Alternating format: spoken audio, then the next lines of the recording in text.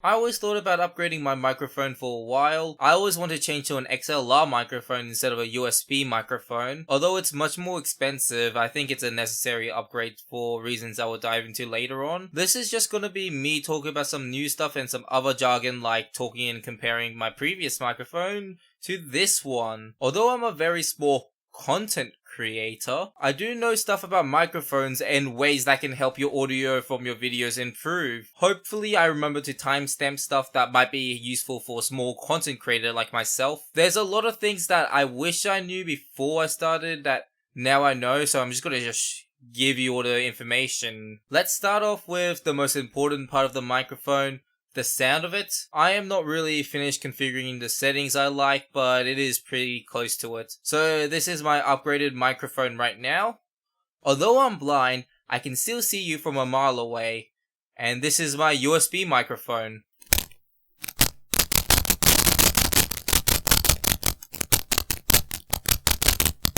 You see why I need to change my microphone? It just happened like a week ago. If you saw my last video, you will notice a different sound quality at the end card. That was when my old microphone broke and I scrambled online and tried to find how the hell does an XLR microphone work. But why did I want another USB microphone? It's much cheaper and easier to use. Well, I want to upgrade my microphone to more professional standards in terms of audio, so your ears won't get violated as much as the last microphone. And even if it might be easier to set up and use, there's other small details that happen when using my USB microphone. The amount of background noises, static things, I don't know what it's called, is really bad. There's a few videos where you can hear some weirdness in the audio and it just doesn't sit right with me. I will show you some examples of what I mean. So Sora is finally in Smash Bros.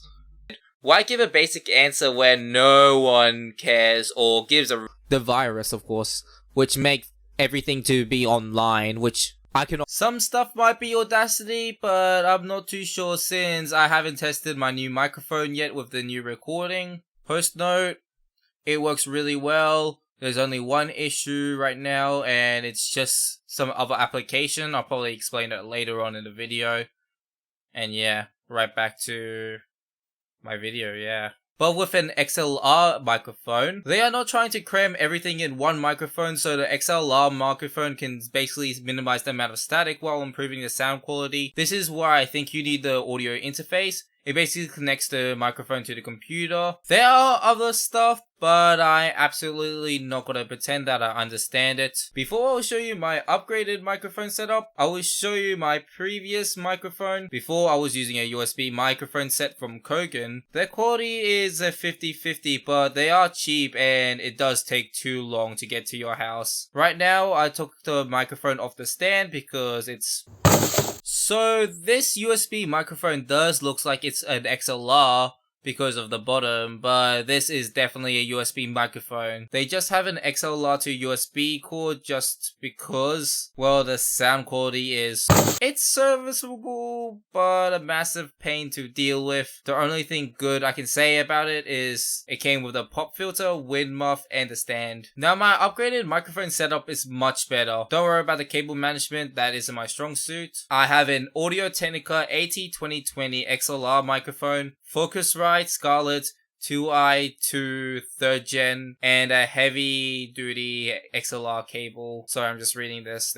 I'm not really sure how to say it properly. This microphone setup minus the pop filter, wind muff, and the stand cost $327 AUD at store GJ. So around 236 US dollars. It's a decent price, and it usually will cost more, but since it was Black Friday deal, some of the products cost less. So why did I choose these products? Well, the XLR cable is just because it was there and was a decent price. The Audio-Technica was chosen because it was a microphone that sounds good, for me at least, which doesn't cost over $200. And the Focusrite was on special, and it was the best product I could get that wasn't breaking the bank. Usually XLR microphone or audio interfaces doesn't come with an XLR cable, but there are some that does. So read the products that you want to get before purchasing anything. This goes to most products out there, but I just want to give some warning outs before purchasing anything. I'm not gonna lie that I don't know how to use this audio interface, but I'll be testing around it and see what's the best option to make the microphone sound the best. Also remember to set everything to mono, since if it isn't, only one part of the ear will have sound. And yeah, that's about it. So that's my new setup. Before I end the video, I just want to go through some application stuff. I will basically show you how I used to record and how I record now. The application I use are Voicemeeter Potato and Mini-Host Modular. So the Voicemeeter Modular is just here to adjust some stuff like the volume and other things I don't understand, but it is needed for the Mini-Host Modular to work. The Mini-Host is just here to just minimize static and background noises as much as possible. I'll get the future me to explain it much better in a video format that will play now. This is kind of a post thing. How do I say it? I don't know. This is how to just get rid of the static noises, no matter if you're a USB or XLR. I don't think this is the most effective, but it is a way that it can work. Right now I have Voicemeeter Potato. You can see right here. This is the interface things. I don't know what it's for, but you probably need this just to make this work properly. So basically right now I'm using a Voicemeeter Potato. First thing you have to do is audio out. Do this, press A1 because A1 is basically this one. I will show you how to configure that later. Press A1, then just set to where you want the audio to just come out. So your headphones, if you see your headphones here, just press that. When you go to the audio input, press this. Mine chose the Force-Right USB, which is my audio interface. So you press the one where your microphone is hooked up to, basically. And yeah, that's about that. You'll be done with the Voicemeeter Potato. You can mess around with this thing where you just screws up your voice in different ways, just makes it better or worse. I'm still figuring out how to make this work, basically. Reverb, these special effects, you can just play around with it.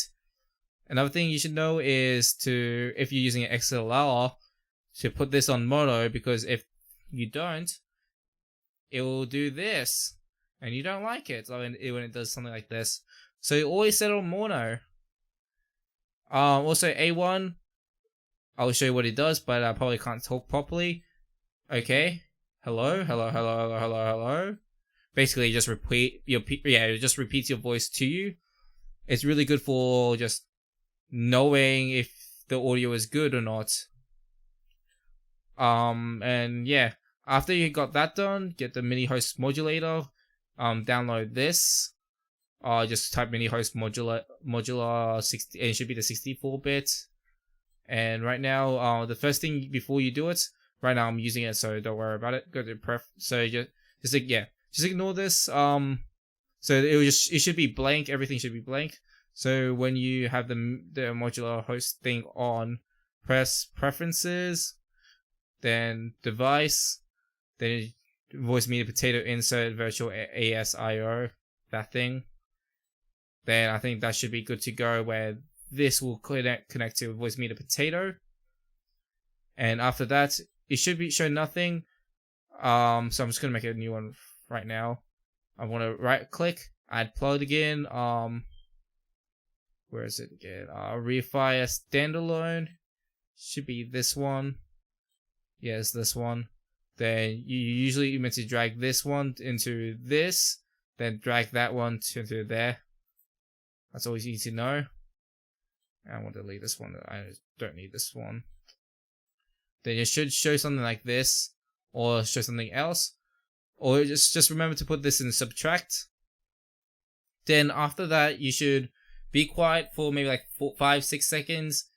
Press automatically build noises. I suggest you to put A1 from here so you can hear the static background a lot better. Right now, yeah, usually if you're using USB microphone, it should be higher. Yeah, and basically if you can still hear some static noises, you can just like blow like there's something very low to just build it up a bit, because if you put it too high, although it just cancels the voice, you also sound a lot worse. And a couple of things. You can get the paid version for this. But if you use the free version, you will see that how do I say it? Basically it will show you up a window box, and like every day, or like it basically it take for some time, it will just build up to a high amount of time where you have to wait before you can use the Voicemeeter Potato. So yeah, this is unregistered version. Next in, you also have a 6-hour limit as well. I should say that. So yeah, what I recommend is, if you want to just keep this as a free one, when it gets too high of a waiting time, you just delete it and reinstall it, which would reset the time. Basically, you'll be able to use this for quite a while. I think that's all the things I covered. And yeah, back to the video me. My current setup is not much different. The only thing that changes is that you need to download some prerequisite before you can use the audio interface. This took me way too long to figure out why I cannot get my microphone to work. If only I read the thing right in front of me, I would not have that issue. Another thing you need to know is the pop filter and the wind muff. I will play a sequence of things to show you the difference it makes. This is the audio without the wind muff and the pop filter.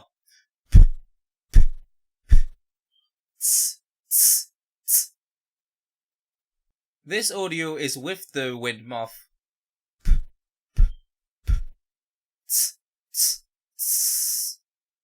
This audio is with the pop filter.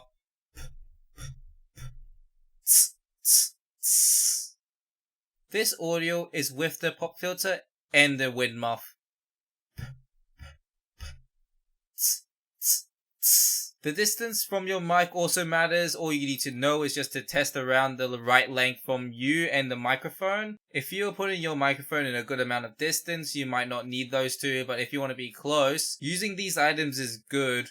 It depends on your preference. Well, that's all the things I got to say about this. Hopefully my quality in audio shows and be less obnoxious to handle. And soon, I might be working on getting some face cam action, which can help me save a lot of time during editing. So yeah, that's about it.